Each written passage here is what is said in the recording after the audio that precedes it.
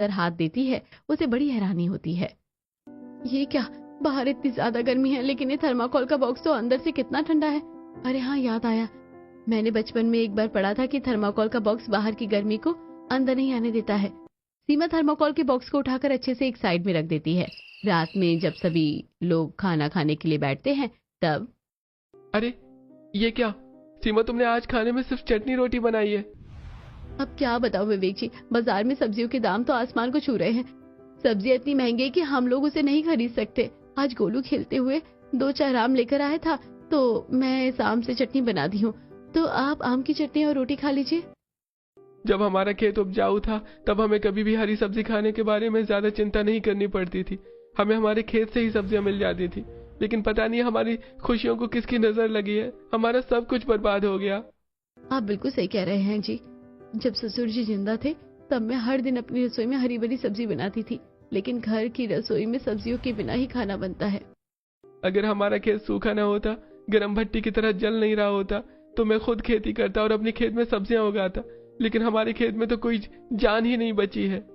अगर हमारे खेत की जमीन गर्म हो गई है तो हम लोग थर्माकोल में भी सब्जी उगा सकते हैं। थर्माकोल का बॉक्स अंदर से इतना ठंडा होता है, मुझे लगता है कि इस गर्मी के मौसम में उसमें आराम से सब्जियां उगाई जा सकती है। माँ जी, आप क्या बोलती है, मुझे थर्माकोल के बॉक्स में सब्जी उगानी चाहिए या नहीं? बहू, तुझे जो करना है कर ले। वैसे तो मेरा खेत पूरा बर्बाद हो चुका है और जो उस खेत का करता धरता था वो भी नहीं रहा, तो तुम लोगों को जो भी करना है करो। विमला की बात सुनकर सीमा थोड़ी उदास हो जाती है, लेकिन उसका पति विवेक उसे हिम्मत देते हुए कहता है, सीमा, तुम्हें जो समझ में आ रहा है वो करो, मैं तुम्हारे साथ हूँ। अगर तुम्हें लग रहा है कि थर्माकोल के बॉक्स में सब्जी उगाई जा सकती है तो तुम एक बार कोशिश करके देखो, क्योंकि सिर्फ हाथ पर हाथ धरे कर बैठे रहने से हमारे घर की स्थिति खराब होगी। अगर हमें अपने हालात सुधारने हैं तो हमें कुछ करना पड़ेगा। विवेक की बात सुनकर सीमा को काफी हिम्मत मिलती है। अगले दिन वो विवेक, गोलू और विमला को नाश्ता करने के लिए देती है। विवेक खाना खाकर अपने काम पर चला जाता है, गोलू स्कूल चला जाता है और सीमा विमला के नाश्ते के बाद दवाई लेकर शहर चली जाती है। वो कड़ी धूप में पसीने से तार अपने पल्लू से चेहरा ढककर धूप में चल रही थी। तभी उसकी नजर एक हॉस्पिटल में जाती है। हॉस्पिटल में तो हर दिन बहुत सारी दवाइयाँ आती है, यहाँ मुझे आराम से थर्माकोल के काफी सारे बॉक्स मिल जाएंगे। 38 डिग्री की गर्मी में चलने की वजह से सीमा की तबीयत खराब होने लगती है। वो अपने बैग से पानी निकाल कर पीती है और फिर हॉस्पिटल के अंदर चली जाती है। हॉस्पिटल के अंदर जाते ही वो देखती है कि एक कंपाउंडर बहुत सारे थर्माकोल के बॉक्स को बाहर फेंक रहा था। अरे भैया, आप ये थर्माकोल के बॉक्स क्यों फेंक रहे हैं? अगर आपको इसकी जरूरत नहीं है तो क्या मैं इसे ले सकती हूँ? अरे क्यों नहीं, अब ये मेरी किसी काम की नहीं है। सीमा सारे थर्माकोल के बॉक्स को एक जगह करती है और फिर उसे लेकर अपने ससुर जी के खेत में आ जाती है। वो सारे थर्माकोल के बॉक्स को खेत में रख देती है।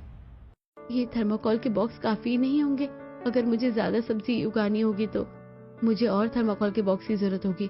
मुझे पास के हॉस्पिटल से तो थर्माकोल का बॉक्स मिल चुका है, अब मुझे मछली मंडी जाना चाहिए, वहां भी थर्माकोल के बॉक्स मिल सकते हैं। अगले दिन सीमा फिर से शहर जाती है और वो शहर की सबसे बड़ी मछली मंडी जाती है और वहां से कई सारे थर्माकोल के बॉक्स लेकर आ जाती है। हॉस्पिटल और मछली मंडी से बॉक्स लाने की वजह से उससे गंदी बदबू आती है। थर्माकोल के इन बॉक्स से तो भयानक बदबू आ रही है, मुझे किसी तरह इस बदबू को दूर करना चाहिए। सीमा सर्फ पानी लेकर अच्छे से बॉक्स को साफ करती है, जिससे थर्माकोल के बॉक्स की सारी बदबू चली जाती है। रात में जब विवेक घर आता है तब।